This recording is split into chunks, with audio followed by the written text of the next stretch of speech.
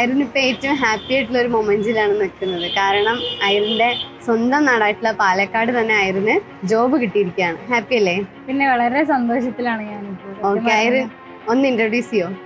എൻ്റെ പേര് ഐറിൻ. ഞാൻ ഇവിടെ പാലക്കാട് മാങ്ക ഡേ സ്ട്രീറ്റ് എന്ന് പറയുന്ന പ്ലേസിലാണ്.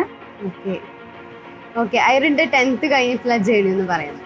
ഞാൻ 10th കഴിഞ്ഞിട്ട് ബയോളജി സയൻസ് ആയിരുന്നു എടുത്തിട്ടുണ്ടായിരുന്നത് എൻ്റെ +2. അതിന് ശേഷം ഞാൻ എൻ്റെ കരിയർ BSc ബയോടെക്നോളജിയിൽ ആയിരുന്നു എൻ്റെ ഡിഗ്രി. ഓക്കെ, ദെൻ ഐറിൻ എങ്ങനെയാണ് മെഡിക്കൽ കോഡിങ്ങിലോട്ട് എത്തിയത്?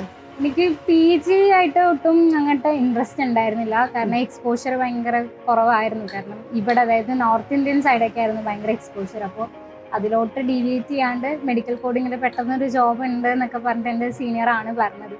അപ്പോൾ അങ്ങനെ ശരി ഒന്ന് നോക്കിയാലോ എന്നുള്ളൊരു ട്രയൽ ഒന്ന് കയറി നോക്കിയതാണ്. പക്ഷെ അതുവരെ എനിക്ക് അറിയില്ലായിരുന്നു മെഡിക്കൽ കോഡിങ് ഇത്രയൊക്കെ ഓപ്പർച്യൂണിറ്റി ഉണ്ടാവും എന്ന് പറഞ്ഞു കേട്ടിട്ടുണ്ട്.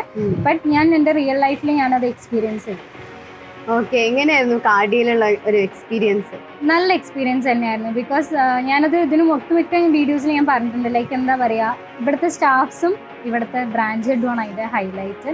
നല്ല എക്സ്പീരിയൻസ് ആയിരുന്നു. കാരണം നമുക്ക് എന്ത് ഡൗട്ട് ഉണ്ടെങ്കിലും എല്ലാ കാര്യവും അവർ എപ്പോഴും നമ്മുടെ കൂടെ സപ്പോർട്ടീവ് ആയിരുന്നു. ഈവൺ അതെൻ്റെ ട്രെയിനിങ് സമയത്ത്, അതായത് ഈ കോഴ്സിൻ്റെ ടൈമിലായിക്കോട്ടെ CPC എക്സാമിനേഷൻ്റെ ടൈം ആയിക്കോട്ടെ നല്ല എഫക്റ്റീവ് ആയിരുന്നു.